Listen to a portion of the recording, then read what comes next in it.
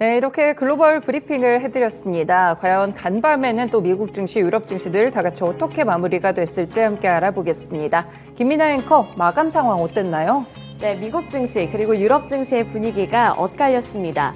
미국 증시는 조금 이따가 더 자세하게 살펴드리기는 하겠지만 약세로 장을 마쳤고요. 다만 유럽 증시 같은 경우에는 소폭으로 오르면서 장을 마쳤습니다. 원인은 미국의 CPI 발표 그리고 FOMC 의사록에 있었는데요. 미국에서 발표된 3월 CPI가 2년 만에 최저치를 기록을 했습니다만 연준 인사들이 완만한 경기 침체를 예상한다는 발언까지 이어지면서 시장이 약간은 혼란스러운 모습이 나타났는데요. 여기서 고려하셔야 할 부분은 유럽 증시가 미국 증시보다 더 빠르게 장을 마친다는 점입니다. 우선은 하루 흐름 살펴보도록 하겠습니다. 9시부터 개장을 했을 때에는 그렇게까지 크지는 않았습니다. 상승폭이 그렇게까지 크지는 않았지만 오후장 들어서면서부터 급등을 했었고요. 그 이후에는 탄력이 둔화되면서 결국에는 4,334포인트로 소폭으로 오르는데 그쳤습니다. 0.02% 오른 4,334포인트의 장을 마쳤는데 이 완만한 경기 침체에 대한 발언이 나오고 나서 그 다음 날에는 어떠한 장 흐름이 포착이 될지 함께 눈여겨보셔야겠습니다. 네, 다음으로 원유 선물 가격 함께 살펴보도록 하겠습니다. 네, 선물 가격이 2%대로 2.12% 오른 83.26달러에 장을 마쳤습니다. 이번에도 2% 넘게 오르는 강세 흐름을 나타냈는데요. 미국 정부가 전략 비축유를 다시 사들일 거라는 소식이 유가의 상승 압력으로 작용을 했고요. 제니퍼 그랜홈 미국 에너지부 장관은 이날 바이든 행정부가 곧 비축유를 다시 채울 계획이라고 밝혔습니다. 앞서 바이든 행정부는 유가가 고공행진을 펼칠 당시에 유가 안정을 위해서 전략 비축유를 대거로 방출한 바 있는데요. 이 미국의 원유 재고는 예상과는 달리 증가했지만 시장에는 별다른 영향을 미치지 않았는데 이렇게 새롭게 이슈를 가지고 오면서 아침부터 나중에 오후장까지 봤을 때 급등하는 모습이 나타났습니다. 83달러 선에서 장을 마쳤습니다. 네, 이렇게 유럽 증시 마감 상황 그리고 원유 선물 가격까지 살펴드렸는데요. 이어서 SH인베스트먼트 김선영 연구원과 함께 미국 증시 마감 시황 전해드리겠습니다. 안녕하세요. 네, 안녕하십니까. 네, 미국 증시 어떻게 마감했을까요? 예, 오늘 뉴욕 증시는 연준의 금리 정책 관련 불확실성과 경기 위축 가능성이 합쳐지면서 지수별로 다우지수가 0.1%, S&P 500이 0.4, 내스닥이 0.8% 하락하는 약세장을 펼쳤습니다. 지난 3월 미국의 CPI 상승률이 전달 대비 0.1%, 전년 동기 대비 5%의 상승에 그쳐 시장의 예상을 다소 하회하면서 미국의 인플레이션이 냉각되고 있다는 시그널을 보여준 것으로 이 같은 5%의 상승은 2021년 5월 이후 약 2년 만에 가장 낮은 수준이었지만 에너지와 식품 가격을 제외한 근원 인플레이션은 전달보다 0.4%가 오른 5.6%로 집계된 것으로 나타나고 있습니다. 3월 중 에너지가 전달 대비 3.5%의 급락세를 보였으며 식료품과 중고차 가격 등도 소폭의 약세를 보였지만 주거 비용이 전년 대비 8.2% 급등했고 교통 서비스는 한 달 전보다 1.4% 상승했는데요. 현재 채권 선물 시장에서는 5월 FOMC의 금리 인상 확률을 약 70%로 보고 있으며 동결 확률은 30%로 점치고 있습니다. 한편 오늘 증시를 압박한 것은 3월 연준 의사록이었는데요. 연준 멤버들은 3월 회의를 통해 미국 은행 위기의 여파로 인해 올해 후반에 경기가 약간의 침체에 빠질 수 있다고 우려하고 있는데요. 연준은 올해 말부터 완만한 경기 침체가 시작돼 향후 2년간 회복될 것이라는 전망을 내놓고 있습니다. 오늘 업종별로는 유틸리티, 제조, 부동산, 헬스케어 등이 소폭 상승했던 반면 운송 항공업, 임의소비재, 반도체 등이 하락했으며 국제유가가 2%의 상승세를 지속하고 대부분 미국 국채금리가 상승세를 보였지만 벤치마크인 10년 만기 국채금리는 전일 대비 소폭 하락한 3.4%를 기록했고 시장의 공포지수인 VIX는 전일 대비 소폭 하락으로 거래를 마쳤습니다. 오늘 특징 종목들을 보면 브룩필드 인프라스트럭처 코퍼레이션에게 총 133억 달러에 인수된다는 소식으로 컨테이너 리스 업체인 트리턴 인터내셔널의 주가가 오늘 32%가 폭등했는데요. 트리턴 회사의 주주들은 주당 85달러 규모의 주식과 현금을 지급받게 되며 인수업체인 브룩필드의 주가는 오늘 소폭 하락으로 거래를 마쳤습니다. 다음 분기 실적 전망을 하향 제시한 데 따른 실망 매물이 유입되면서 항공사 아메리칸 에어라인스의 주가가 9% 넘게 급락하면서 동종업체들을 일제히 끌어내렸으며 증권사 파이퍼 샌들러가 투자 의견을 기존의 중립에서 매수로 높인 데 따라 화학제품 업체인 다우잉크의 주가는 1.2%의 강세를 보였습니다. 한편 인플레이션 관련 호재에도 불구하고 IMF가 미국 경제의 경착륙 가능성을 배제할 수 없다고 주장한 점이 장중 시장의 부담으로 작용됐습니다. 기타 고피나트 IMF 1 부총재는 CNBC와의 인터뷰를 통해 미국의 노동시장과 소비 지출이 탄탄하다면서 IMF가 미국의 성장 전망치를 상향 조정하긴 했지만 경기 침체에 빠질 위험성은 여전히 사라지지 않았다면서 인플레이션이 완화되고 있고 이에 따라 미국 경제가 경기 침체를 피할 가능성 역시 남아있다고 전제했는데요. IMF는 앞서 지난 11일 세계 경제 전망 보고서를 통해 올해 미국 경제가 지난해 예상한 1%보다 약간 높은 1.6%의 성장을 기록할 것으로 상향 조정한 바 있습니다. 고피나트 부총재는 하지만 미국 경제는 여전히 취약한 상태라며 경착륙 위험이 여전히 남아있다면서 연방준비제도의 금리 인상 행진이 미국 성장세를 저성장 또는 마이너스 성장으로 몰고 갈 수 있느냐는 기자들의 질문에 대해 충분히 가능하다고 답하면서 미국 경제가 침체로 빠지는 경우는 실현 가능한 영역 안에 있다고 강조하고 있습니다. 한편 연준 내 주요 인사들이 금리 인상 정책에 대해 서로 다른 의견을 피력하면서 시장에 혼란을 키우고 있다는 분석입니다. 한쪽에서는 물가 안정을 언급하면서 금리를 계속해서 올려야 된다고 주장하고 있으며 다른 쪽에서는 지난달 발생한 은행들의 줄도산 위기 여파를 지적하면서 금리 인상에 신중해야 한다고 주장하는 상황인데요. 먼저 연준 내 3인자인 뉴욕 연방은행의 존 윌리엄스 총재는 연준이 물가를 잡기 위해 아직 할 일이 많이 있다면서 연준이 지난 3월 회의에서 미국의 기준금리를 4.75에서 5% 구간까지 끌어올렸으며 오는 5월 3일에 FOMC 회의를 마치고 금리를 결정하게 되는 가운데 그는 최근 물가 상승률이 하락하고 있지만 여전히 목표치인 2%보다 매우 높은 상태라면서 시장에서 한 차례 금리 인상 이후 연내 금리 인하를 기대하고 있지만 이것은 미국의 경기가 침체되고 물가 상승이 연준의 예상보다 빨리 느려진다는 전망 때문이라고 지적하면서 결국은 앞으로 나올 경제 지표들이 금리의 향방을 결정할 것이라고 덧붙였습니다. 반면 윌리엄스와 마찬가지로 올해 FOMC에 투표권을 가지고 있으며 차기 연준 부의장 후보로 거론되고 있는 시카고 연방은행의 오스탄 골스비 총재는 금융 역풍이 어디로 가고 있는지 그 방향이 불확실하다는 점을 감안할 때 연준이 신중할 필요가 있다고 강조했습니다. 그는 은행 파산 사태로 인해 연준의 물가 상승 감속 노력이 얼마나 도움을 받을지 알 수 있을 때까지 자료를 모으고 신중해야 할 것이라고 말했는데요. 주요 언론들은 그가 5월 FOMC 회의에서 0.25%포인트의 인상을 언급하지 않았다면서 연준 인사들 가운데 이례적으로 금리 동결을 시사했다고 분석을 하면서 그는 실리콘밸리 뱅크와 시그너처 은행 붕괴 이후 지역은행들이 대출 회수로 시장에서 자금을 빼고 있다면서 이들이 얼마나 유동성을 줄이는지 확인해봐야 한다고 강조하고 있습니다.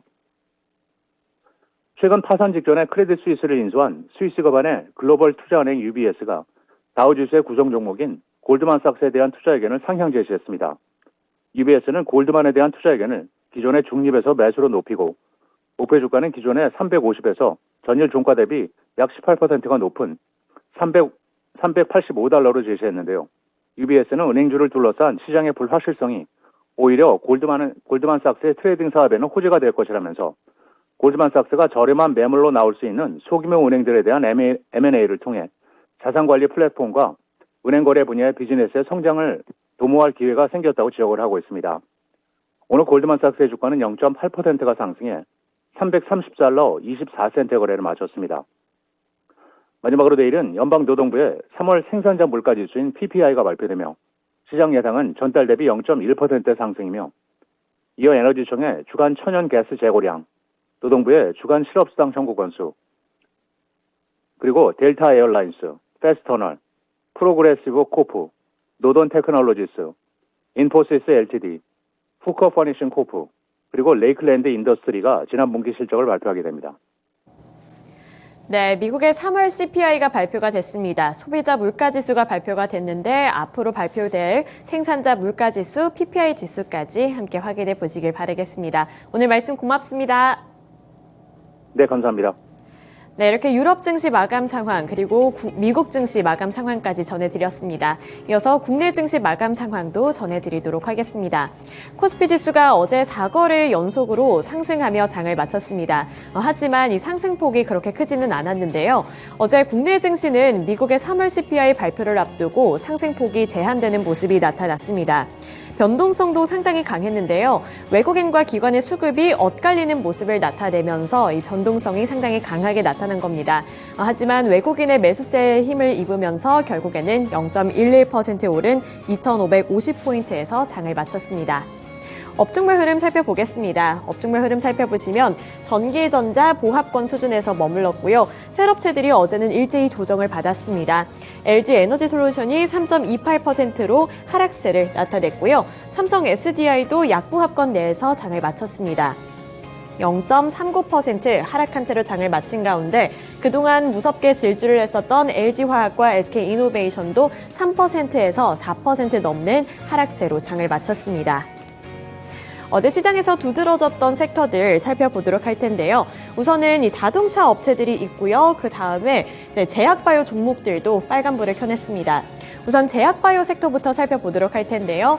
어제 제약바이오 쪽에서는 셀트리온이 강세를 나타냈습니다. 셀트리온이 어제장에서는 4.68% 오르면서 17만 8,800원의 종가를 형성해냈는데요.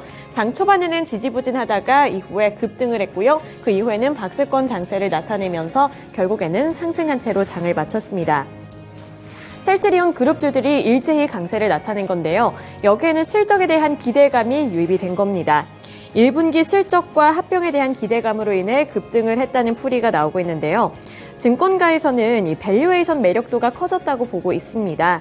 우선 실적 전망이 최근 개선이 됐는데 셀트리온의 1분기 영업이익 전망치는 6개월 전에 1,799억 원을 기록한 이후에 전달에는 1,518억 원까지 떨어졌었는데요. 하지만 최근에는 다시 1,620억 원까지 올라섰습니다. 이 실적 전망이 점차 개선되는 것으로 보이면서 투자 심리가 대폭 개선됐다고 볼 수가 있고요. 또 잊을만 하면 나왔던 이 셀트리온 삼형제들과 관련되어 있는 합병 소식이 다시 한번 수면 위로 드러나면서 투자 심리가 개선이 됐습니다. 따라서 셀트리온이 어제 급등하는 양상이 나타났고요. 이렇게 대형주인 셀트리온이 4% 넘는 강세 흐름을 나타내면서 대체적으로 조금 더 작은 제약바이오 종목들까지도 투자 심리가 개선이 되면서 1% 넘는 상승 흐름, 또 2%에서 4%대까지 골고루 오르는 모습이 나타났습니다. 네, 이어서 다음 섹터 살펴보도록 하겠습니다. 어제도 자동차 관련 종목들이 일제히 올랐습니다. 연일로 상승하는 흐름이 나타났는데요. 현대차와 기아가 들고 왔던 이 호재 소식이 어제까지도 긍정적인 영향을 줬습니다. 전기차 분야에 24조 원가량을 투자를 하겠다, 적극적인 생산 확대에 나서는 모습이 어제까지 긍정적인 영향을 주면서 현대차가 3.18% 올랐습니다. 6,100원가량 오르면서 19만 8,200원의 종가를 형성해냈습니다. 네, 그 다음으로 기아도 1.29%로 1% 넘는 강세 흐름을 나타냈고요. 다만 현대차에 비해서는 주가의 변동성이 강했습니다. 장 초반에 급등을 했다가 탄력을 뱉어내는 흐름도 나타났고요. 하지만 이 밑에 바닥을 찍고 나서는 다시 한번 올라오는 모습이 연출이 됐습니다. 이에 따라 1.29% 오른 86,100원의 종가를 형성해냈습니다. 네, 그 밖에 현대모비스도 자동차 부품 관련주로 엮이면서 4.98%, 5% 가까이 되는 상승세를 나타냈고요. 종가는 23만 2천 원에 장을 마쳤습니다. 네, 그 밖에 다른 섹터 살펴보겠습니다. 어제는 건설기계 그리고 원전 섹터도 상승불을 켜냈습니다. 우선 보시면 두산 바켓, 두산 에너빌리티 같은 원전 관련 종목들 빨간불을 켜낸 모습이고요. 건설기계 업종들이 강세를 나타냈습니다. 현대건설기계가 대표적으로 8.65% 상승했고요. 현대두산인프라코어가 18.7% 오르면서 8,950원의 장을 마쳤습니다. 이 건설기계 섹터 같은 경우에는 중국의 영향을 많이 받았는데요. 중국이 경기 부양을 위해서 인프라 투자를 확대할 것으로 보이며 이 국내의 건설기계 관련 종목들이 탄력을 받아 나갔습니다. 외신에 따르면 중국의 올해 인프라 투자 규모는 지난해보다 17% 늘어날 것으로 전망되는데요. 총 12조 2천억 위안에 달할 것으로 전망됩니다. 이 투자할 분야는 교통, 에너지 발전 시설, 산업단지 등에 집중될 것으로 파악되는 가운데 현대건설기계도 급등했고요. 현대두산인프라코어가 18% 넘게 올랐습니다. 현대건설기계 주가만 함께 살펴보겠습니다. 54,000원의 종가를 형성해냈습니다. 네, 추가로 원전주들 주가도 함께 보겠습니다. 두산 에너빌리티가 4.3% 오르면서 17,700원에 장을 마쳤고요. 그 다음에 두산밥켓도 7.83% 오른 46,150원에 장을 마쳤습니다. 한국전력과 정부가 원전 그리고 에너지 분야에서 협력을 모색을 한다. 이러한 소식이 호재로 작용되면서 원전 관련주들을 향한 투자 심리가 개선이 된 영향으로 파악이 되고 있습니다. 네, 이어서 코스닥 시장 살펴보도록 하겠습니다. 코스닥 지수는 4거래일 만에 조정을 받았습니다. 890포인트 턱걸이에서 마감을 했는데요. 0.93% 하락한 890.62포인트에 장을 마쳤습니다. 업종별 살펴보시면 혼조세가 나타나고 있습니다. 그중에서도 빨간불이 많이 들어온 섹터는 두드러지고 있는데요. 우선 첫 번째로 보시면 이렇게 제약바이오주들 코스닥 시장에서도 일제히 강세 흐름을 나타냈습니다. 셀트리온 삼형제의 영향이 컸는데요. 셀트리온 제약이 7.45% 오르면서 95,200원까지 올라섰습니다. 그 다음으로 다른 또 셀트리온 형제죠. 네, 셀트리온 제약뿐만 아니라 셀트리온 헬스케어도 어제는 급등하는 흐름이 나타났는데요. 두 자릿수대 상승률을 나타냈다는 점 함께 체크를 해보셔야겠습니다. 그 밖에 삼천당제약도 10.78% 오르는 흐름이 나타났고요. 한 달간 봤을 때 수익률 자체가 50%를 넘어갑니다. 급등하는 모습을 나타낸 제약바이오주라는 점 함께 체크해 보셔야겠습니다. 나머지 관련 종목들도 투자 심리가 일제히 개선되는 모습이 나타났습니다. 그리고 어제 시장에서는 찾아올 것이 찾아오고야 말았다 싶은 종목이 있는데요. 바로 에코프로 관련 종목들입니다. 에코프로 BM이 6.28% 하락하면서 27만 6천 원까지 하락을 했고요. 그 밖에 에코프로 같은 경우에는 16% 넘게 급락을 했습니다. 70만 원대를 무섭게 뚫고 나갔었는데 64만 원까지 하락을 했습니다.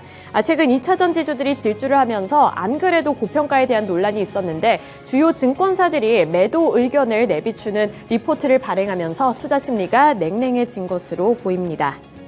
네, 이렇게 특징주들까지 함께 알아봤습니다. 이렇게 국내 증시 마감 시황 그리고 글로벌 증시 마감 시황까지 전해드렸습니다.